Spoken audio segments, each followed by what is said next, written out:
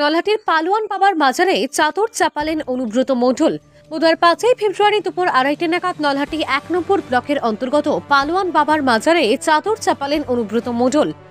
এদিন দলীয় কর্মীদের সঙ্গে একটি বনভোজনের আয়োজন করা হয়েছিল। আজকের এই অনুষ্ঠানে উপস্থিত ছিলেন নলহাটি 1 নম্বর ব্লকের টাউন প্রেসিডেন্ট রাকেশ সিং, নলহাটি 1 নম্বর ব্লকের পঞ্চায়েত সভাপতি আসাদুজ্জামান সহ মুরারই এলাকা তৃণমূল কংগ্রেসের নেতৃত্ববৃন্দরা।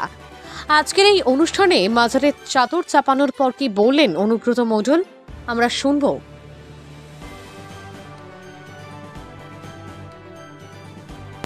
তা বাবলু টাবলু একটা মানসিক করেছিল এখানে, তার জন্য এখানে আজকে আসা। এখানে আজকে আমার সাঁইতে প্রোগ্রাম আছে, তা বাবলুকে বলেছিলাম যে 1টার সময় থেকে 1:30 2টোর ভেতরে পৌঁছাবো। যেমন পাথরচাপড়িকে মানি, এখানেও মানি আমরা। ঈশ্বরের জায়গায় যাই কি জন্যে? আপনিও তো ঈশ্বরের কাছে যান, দুর্গাপুজোতে মন্দিরে যান না? 2 বছর ছিলেন না, তারপরে এত মানুষ আপনার অনুগামী, সেটা তোমরা বলতে পারবে, আমি কি করে বলতে পারবো? বিভিন্ন জায়গা দেখা যাচ্ছে, যেখানেই যাচ্ছেন আপনাকে সেখানে মানে এত সমাগম, এত ভালোবাসার টানটা কিসের জন্য? ভাই দেখো, তুমি দীর্ঘদিনকার বীরভূমের ছেলে, আমিও বীরভূমের ছেলে। তোমার প্রতি তোমার প্রতি ভালোবাসা নেই? তোমার প্রতি যেমন মানুষের ভালোবাসা, যে নিশ্চয়ই ঈশ্বর বলেছে মানুষকে ভালোবাসলে তো ভালো হবে, মানুষের পাশে থাকা তো দরকার, ওই জন্যই মানুষের পাশে থাকি। আর একটা বিষয় হচ্ছে, সেটা হচ্ছে যে আপনার নাম না করে তো দুষ্ট চক্র বলছে। সে বলুক, কে কি বলছে, তার নামটা করে আমি তাকে হাইলাইট করবো না। কে কি আমি কে কি বলছে আমার দেখে, আমি দলটা ছোট থেকে করি। আজ বয়সটা আমার হয়ে গেল 68 বছর বয়স। মমতা ব্যানার্জি যা বলবে তাই করবো। সেটা ওসব আমি নিয়ে এখানে আলোচনা করতে আসি। একটা কথা হচ্ছে, আমি জেলা প্রেসিডেন্ট আছি, জেলা প্রেসিডেন্ট। আপনি যেটা বলেছেন, এর আগে 4 বার রাষ্ট্রপতি পুরস্কার পেয়েছে জেলা পরিষদ। এবার যেটা বলা, আমরা এক কাজ করুন, বিকাশদার কাছে নিয়ে নিন। এখানে জেলা পরিষদটা বিকাশদা চালিয়েছি, তো ওরা ভালো বলতে পারে। ওর সম্বন্ধে, জেলা পরিষদ সম্বন্ধে যা বলার বিকাশদা বলে দেবে। আমাকে মমতা ব্যানার্জি বলেছে তুমি আউসগ্রাম মঙ্গলকোট দেখো, সানাস, আমিই বলেছি সানাস ভালো কাজ করছে, ও কেতুগ্রামটা সানাস দেখবে, সানাস যখন দরকার পড়বে আমাকে ডাকবে। আর বড়ুয়া যেতে বলেছে।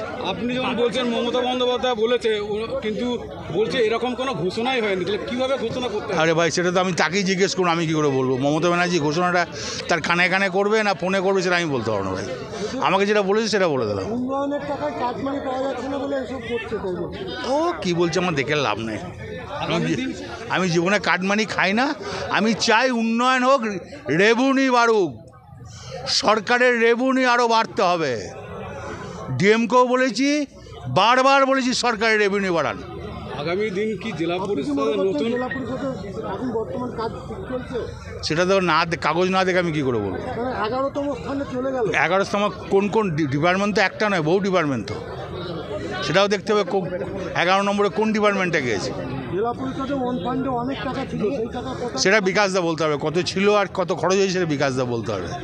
আগামী দিনে কি জেলা পরিষদ পুরো পরিবর্তন হতে যাচ্ছে? ওই ধরনের কোনো চিন্তাভাবনা তো নাই। করবো কেন? আমি তো কোনোদিন করি নাই। 10 বছর বিকাশদা চালিয়েছে, কোনোদিন চেঞ্জ হয়েছে নাকি? বলছি, এর আগে পঞ্চায়েত নির্বাচন, লোকসভা নির্বাচন হলো, পুলিশকে মারধর হয়নি, কোনো বোম পড়েনি, কিছু পড়েনি। সে তো সেই 19-এ মারপিট হয়েছিল, 21-এ মারপিট হয়েছিল, 16-তে মারপিট হয়েছিল, 11-তে আপনি তখন থেকে সাংবাদিক আছেন না, চেঞ্জ হয়েছিলেন? 11 থেকে আছেন তো? 11 মানুষ মার্ডার হয়নি তো, 16তে তো মার্ডার হয় নাই, 19-এ তো মার্ডার হয় নাই, 14তে তো মার্ডার হয় নাই, আবার 21 লাস্ট ভোট করেছি, কই মার্ডার হয় নাই, মারামারি হয় নাই, কিছু হয় নাই। তবে কেন এমন বলা হচ্ছে সেটা বলতে হবে না। কে কী বলছে ওসব ব্যাপারে কান দিতে রাজি নয়।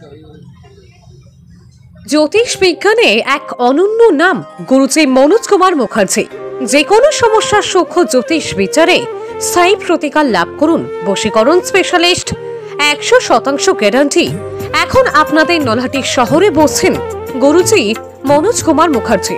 Mobile number 9564892910।